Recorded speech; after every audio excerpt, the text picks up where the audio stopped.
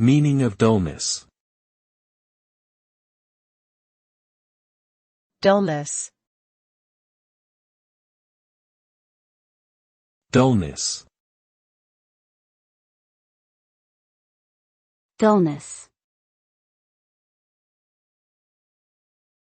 Dullness. Dullness refers to a lack of interest, excitement, or stimulation. It is a state of being uninteresting or uneventful.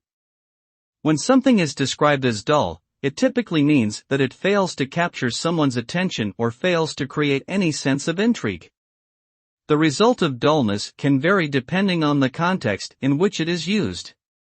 In personal relationships, dullness can lead to boredom and disinterest, while in professional settings it can lead to decreased productivity and lack of engagement. Overall, dullness can be viewed as a negative state that stifles creativity and prevents people from fully engaging with the world around them.